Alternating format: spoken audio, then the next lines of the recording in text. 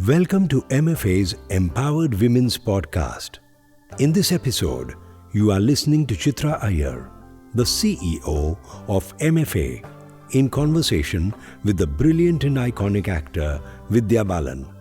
On the occasion of International Women's Day, hear her views on financial independence for women as she explains her own journey and the role that MFA has played in her financial life. Hi, I'm Chitra Iyer, CEO of MFA Capital.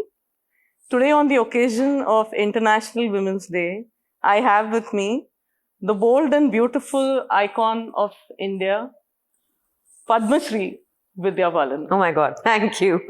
Dear Vidya, I'm going to ask you today about your financial journey and how you think about the women of India today and women across the world. Why not? Why just India? In terms of how they should take charge of planning their finances. Welcome. Happy International Women's Day. Thank you to you too. You have been a part of the MFA family. Thank you so much. For so many years, we have known you and your beautiful family who have, the most important person being your father, who has been our chief mentor. And for the entire team, he is the youngest colleague, and we truly look up to him and love him a lot. And, I'm really thankful for you to having agreed to do this. No, it's an absolute pleasure because, thanks to MFA, of course, through Dad, I understood and began to appreciate the need to invest my money responsibly and with complete knowledge. I think that's very important.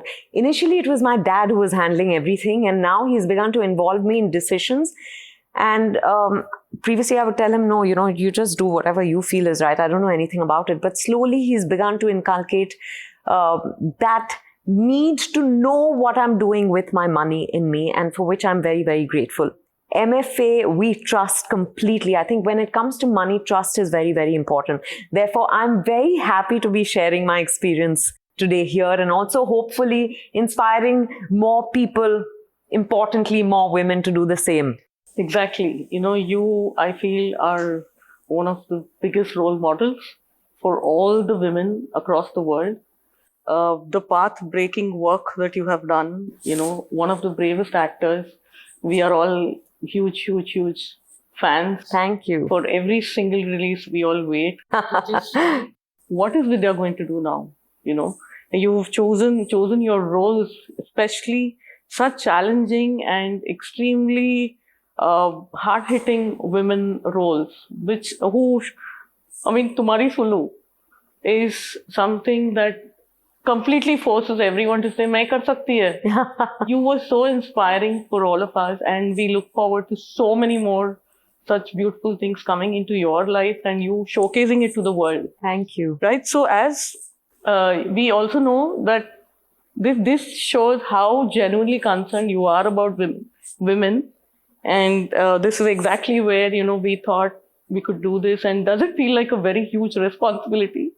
No, not at all. I think the only person I'm responsible for, or I feel responsible towards, is myself. I will not lie here and I will not say that, if someone finds inspiration in what I do, I'm very grateful for that, but that's not the intent with which I set out to do anything. I realize that money is power, which is why women are very wary of handling their own money, because traditionally power has been a masculine possession. It has been a masculine prerogative. So I think women are always scared that they will threaten the status quo if they begin to handle their own money. Even if they earn, and I'm a prime example of that, even though I earn really well, or I have been earning really well for years, I did not want to have anything to do with making decisions with regard to that money. And my father has been doing it. And at some stage, I love narrating this story. When I was getting married, he told me, he said, so should we do a meeting? Should I arrange a meeting between MFA and Siddharth so that he can take over the finances? And I was really offended. I was like, I'm earning that money. I will take care of it. If you want to hand it over to someone, I'm the one you need to hand it over to. I love Siddharth. I trust him implicitly. I don't need to even say these things. But that's not the point. I think I was also angry with myself because up until then, I didn't feel the need to take care of my money. So suddenly I said, why does money have to be a male preserve? True. It does not have to be. So at that time, around the time that I was getting married, I said, okay, I'm going to take interest. He said, because you don't know anything, you're not interested, you keep telling me, you make the decisions, you don't even know how much you have on you. So I said, okay, that's going to change. I started sitting with him, and initially it was mind-boggling. It was like, I used to get overwhelmed, with the concepts, and I'm an art student. I'm not done commerce. I knew nothing of, I had even forgotten what inflation was. That's so basic, right? So I was like, oh my God, this is too much for me to process. But I kept at it. And I think he kept pushing me to do regular sessions with my coach, who's Meena. And Meena has a great ability to break down concepts, make it very relatable. She would often use film-related examples for me. So, about how a producer spends and how, there are so many variables, and explaining the market situation through the point of view of films. And then slowly it started making sense to me.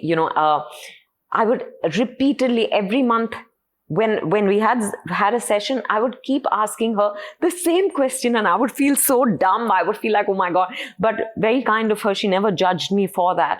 And I'm so grateful today because I think, like I said, money is power. And when you know how much money you have, and, when you make decisions in investing it, of course, I do it with my father. I'm still not in a position to, make those decisions entirely on my own, and we're ably guided by MFA. But I feel so much stronger. I'm not worried about. There is great financial security today because of that. So financial security, I don't think just comes from having money. It's from knowing how you're handling that money. Sure. I keep telling all the women around me how important it is to invest. So I've introduced a lot of girls and women to MFA, and I'm so glad they're investing today. Some of them tell me, we don't have a big amount. And I'm like, no, you have 10,000 rupees, go invest. No amount is too small. And there was a house help of mine, a few years ago, who would keep a part of her salary with me. And I would tell her, why don't we open a bank account? And she'd say, नहीं, मेरे घर में उनको अच्छा नहीं लगेगा अगर उनको पता चला कि मैंने अलग से अपना खाता खुला है. She has a certain mindset. She comes from a certain social economic background. But even when it comes to women who earn really well, they don't want to take charge. And I hate the word control. So I'm not going to say you have to be in control of your destiny or of your finances. I'm saying you have to take charge of your life. And that has to start with your finances. Also because a lot of women put up with a lot of rubbish in their lives when they don't feel financially independent. Even women who are doing very well because they go and hand over their salaries to their husbands. I know women who have joint accounts. They're extremely moneyed women, so to speak, because they're earning really well, and yet their salaries go into the joint account. Vidya, I know quite few women who, like you said, would just hand over their money to their husbands, and the husband would know his money and about her money, but she would never know about his money. It's the same mindset, I think. You don't want to take ownership of your money. Forget knowing about your husband's. Do you know about yours first? And like you said, it's one, I focus on investing, but I'm saying women find it difficult to spend on themselves. So first you should have you should have enough on you to be able to fulfill your own needs. And that's very relative, right? Different people have different needs. One is to spend on yourself. The other is to invest for yourself. And like you said, in a marriage, it's between two people. And both need to know, Yes. Or both need to not know. There has to be equality there. That's very, very important. True. I think I was in the 3rd standard when I asked my father to open a bank account for me. I asked for, on one birthday, I said, give me 100 rupees. And I started saving then. Like I said, I'm someone who's always saved. If my parents gave me something, or, relatives gave you money on special occasions, I would save that. Yeah. I was not someone who'd just go and splurge. No, wanting a bank account at 3rd grade? Yeah, 3rd grade, yeah. So definitely, complete genetically, that is there in terms of Right. having groomed you from then. No, also I think, it comes from my father, because my father's family went through very tough times. After my grandfather, my father's father, passed away, they were reduced to penury through some cheating within the extended family. And they've seen very tough times. Yeah. So I think he's always been very careful, very meticulous about at least saving a little. So what would you think should be the change in the women of today? How should they change their attitude, and what should they be doing? No, I think firstly, women need to take ownership of money. Within the family also, as long as you are given money and told you have to run the house, you have to save so much within that and all that, as long as you are fulfilling a responsibility, as long as your relationship with money is that you're using it for someone else, you're okay. The moment it comes to using it for yourself, even if securing your own future means you're securing the future of your family, you get so that needs to change. Yeah. And I'd say, for any woman, start with just putting today we don't have 1,000 rupee note, so I'm a 2,000 rupee note, a 500 rupee note into your wallet that you don't touch at all. You don't ever spend. You'll see how differently every day, just open your wallet, look at it once, shut it, and put it away. I think, I'm no financial consultant, but I'm just saying these are simple things that you can do on a day-to-day basis without toppling the apple cart if you're so worried about doing that. But slowly you'll begin to realize that taking charge of your life also means, or importantly means, taking charge of your money.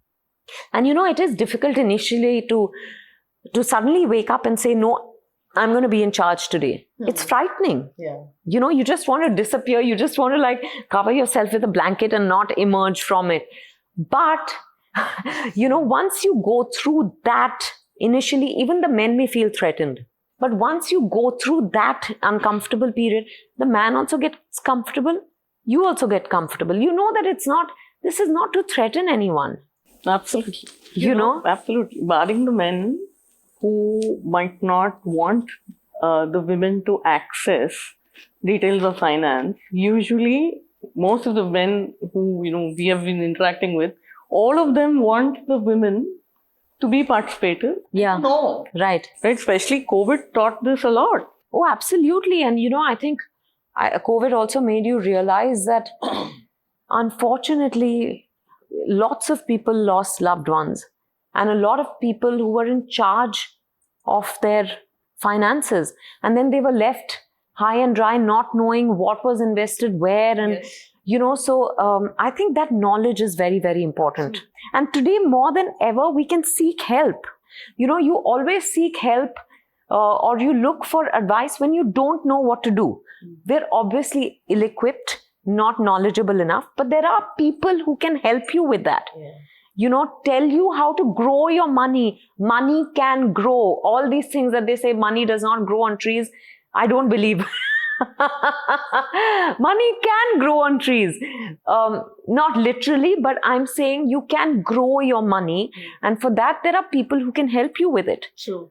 people like like MFA, So I think women should also know that there are these options. Absolutely. And, why shouldn't you yourself have a corpus that you're building? Yeah. You set it aside, like you said, you're seeing the money in the wallet. When you see the money sitting in your investments grow, that's a huge reward that you're giving yourself. Absolutely. Yeah, absolutely. So first save for yourself to, fulfill your needs, your desires, then save for a rainy day and then invest. Yes. Don't allow the money to sit in the bank. Absolutely. Because investments help your money grow. Yes. What would you say, Vidya, when it came to having your own financial coach, to think in terms of setting down a set of goals and think money that way, in terms of the process of not just some product, but that I would like that XYZ things have to happen in life for me. These things are coming up. Initially, when I started, I kept telling my father, no, you meet the financial coach. What will I do? I have nothing to do with this.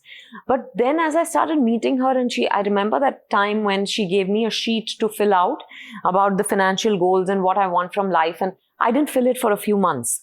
I was like, this is pointless. I'm okay. She's taking care of my investments. She's guiding me, and you do as you want, but I have nothing to do with this. But then I think it took me more than a few months to actually get down to, after a few successive meetings, I finally said, okay, I was ashamed that I hadn't done the homework. So out of just politeness, I think I actually filled it out, but that opened my mind to the fact that I didn't even know what I wanted from life. I didn't know how much money in the bank or through investments would make me feel secure. I didn't know if there was a time when I wanted to take a sabbatical from work, would I be okay with not earning? Because I started earning at the age of 15 and a half. I started working at that age. And so I was like, so if I'm not earning for a while, what will I do for my expenses, because I've not been used to, I'm not okay with the idea of asking my family or Siddharth for money, because I started working very early. So I started asking myself these questions, and the answers were fascinating. When she said, okay, put down a number, I didn't know what number to put down. And I actually then gave it thought, and she helped me break that down. And then I started asking myself, okay, how much do I actually went back and looked at what my expenses were monthly. Because there was a point when my father said, you have to spend more. I'm a person with very, very limited needs. I'm not someone who, I'm not a spendthrift. I'm not, but I just don't end up spending so much, or rather I didn't at that time. So my father said, you have to spend more money, because otherwise, the income tax department is going to think that you have some other source of income. And I'm someone who, I can proudly say this, has always earned in white. Yeah. So I said, okay, then he would give me a certain amount of money every month and say, do something with it. So I said, okay, now how much am I spending out of that money? What am I spending where? And then I realized how much I was spending, and therefore then how much I need for a period of a month and then a period of a year, and therefore projection of how much I'd need for the next 10 years. And like I said, if I had to do a holiday once a year, twice a year, whatever, what is a ballpark that I'd need? And what else? Do I want to buy a house? Do I want to buy a fancier car? Do I want to, all sorts of things. Yeah. And that's how I realized, actually, otherwise I was quite disconnected from money per se. Right. So I think having a financial coach has been very, very, very, I'd say, enriching. Awesome. In the literal sense also. Because I will tell you that, it's great to save money, but it's very important to invest it, because people don't realize that you can earn so much on your money. Yeah. Because when you keep it in a bank or even in a fixed deposit, your earnings are not as much as if you invested it. I think more people will be investing through MFA now. That was lovely, Vidya. Very, very, very well said, really. And today, we want women to be participative. We want women to be able to understand where their money is. We want them to know exactly where it is, so that if they have to take a singular decision, suppose it's in the middle of the night, even there's a requirement of money, or in terms of an emergency, they know where it is. They know how to access it. You should know what your insurance policies are. Yes. Importantly, a lot of women don't even know whether they have, for example, medical, your Mediclaim, and the youngest of women. I'm not talking about women, of our mothers' generations, or I'm not sure a lot of us know it also. Knowledge is also power, as much as money is power. So the knowledge of that, I think, is very important. But, I keep thinking of why women find it so difficult. And I feel we were always homemakers, right? We were not earning for the work we did. Therefore, when we earn for what we do, even though it's been a while now, it's still fairly new, given that the historical context we're talking about is centuries old, right? We always handled the finances of the houses, but we didn't bring in the money. So we still don't feel a sense of ownership. If we feel a sense of ownership, then probably we'll get more involved.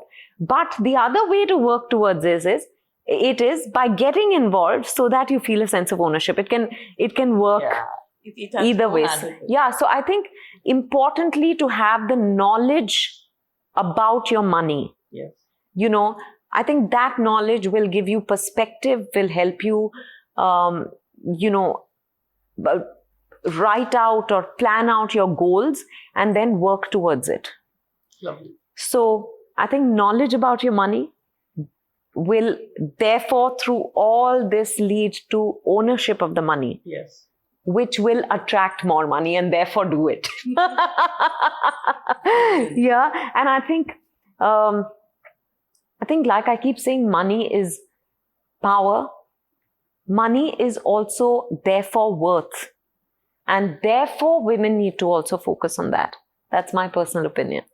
Vidya, that was absolutely fabulous. Thank you so much. And wishing you a very, very, very happy International Women's Day again. Thank you to you too. I absolutely enjoyed this. You were listening to Chitra Iyer, the CEO of MFA, in conversation with the brilliant and iconic actor Vidya Balan on the occasion of International Women's Day. If you find this podcast relevant and interesting, it'll be great if you leave a review, share, like and subscribe. You can also let us know if there is any specific topic that you would like us to cover. Feel free to email her on chitra.iyer@myfinad.com, or you can call her on 98337 85892.